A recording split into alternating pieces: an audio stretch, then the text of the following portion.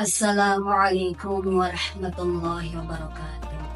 Alhamdulillahirabbil alamin wassalatu wassalamu ala asyrafil anbiya'i wal mursalin wa ala alihi wa sahbihi ajma'in.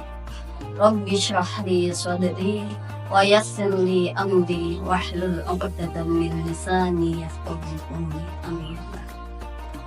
Hadirin muhtaram, para masyayikh, asatidz wal asatidzah al-Quran Islam Maqdari al-Salah, segenap pemirsa karomah keluarga besar Maqdari al-Salah dimanapun berada, rahimahullah. Alhamdulillah, dalam kesempatan ini kita bersua di bulan Ramadan yang mana kita menjalankan ibadah puasa yang merupakan rukun Islam yang keempat bagi semua umat muslim di dunia.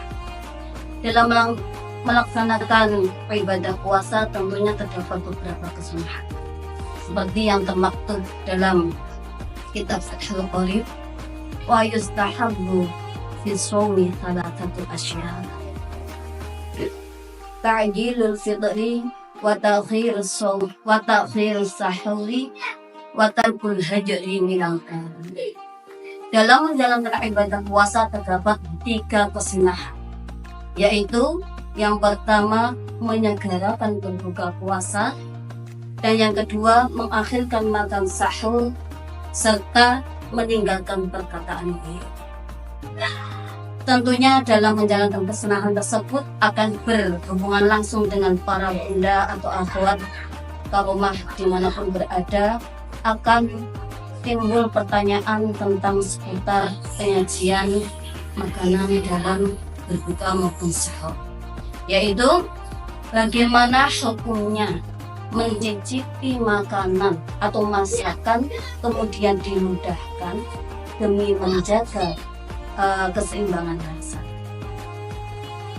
Saudara-saudara karomah rahimahullah, perlu diketahui bahwa yang namanya al-jawf atau rongga mulut bagi orang berpuasa itu termasuk di luar.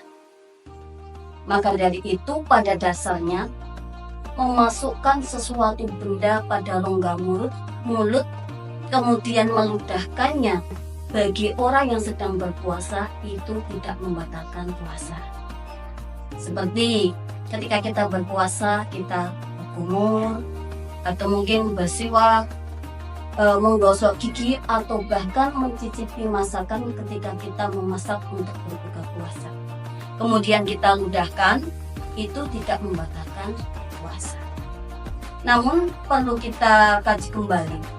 Seperti akan timbul pertanyaan, bagaimana jika tertelan? Nah, di sini juga perlu difahami. Kata tertelan dan menelan itu punya arti yang berbeda. Kalau tertelan itu masuknya sesuatu pada kerongkongan kita tanpa ada unsur kesengajaan. Namun ketika menelan itu ada unsur kesengajaan. Padahal ketika kita mencicipi masakan atau mungkin ketika kita bergosok gigi itu terkadang ada, meskipun kita meludahkannya, akan ada rasa asin atau gurih di mulut kita setelah berselang beberapa waktu. Nah, itu hukumnya bagaimana? Dalam kitab Tuhfatul Muhtaj fi Syarhil Minhaj ada penggalan yang berbunyi wa al-dawqit tu'ami wa ghairihi bal yukrahu khaufan min wusulihi ila halqi. Di situ disebutkan bahwa ketika kita berpuasa dan memasukkan sesuatu atau mungkin merasakan mencicipi makanan atau lainnya, terus kita ada kekhawatiran akan masuknya makanan tersebut atau sesuatu tersebut pada kerongkongan kita, maka itu akan dimakruhkan.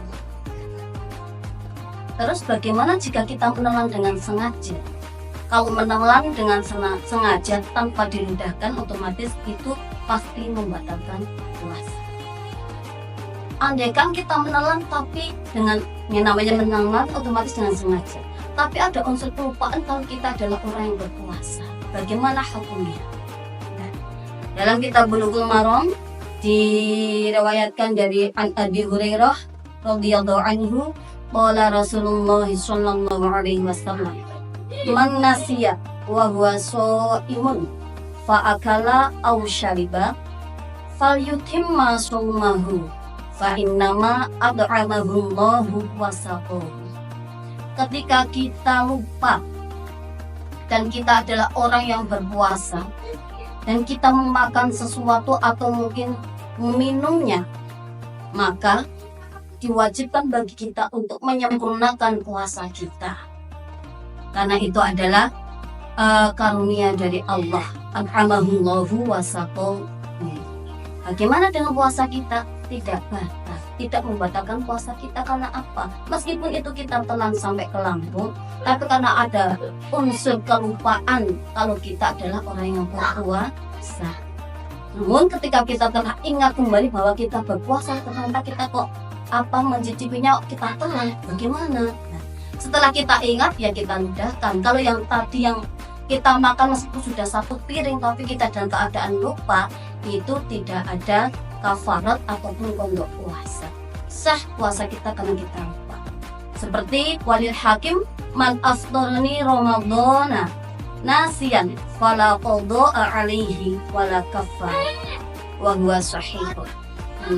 Jadi dinyatakan di situ bahwa orang yang makan pada bulan puasa karena lupa, maka tidak harus wajib qada ataupun membayar kafarat.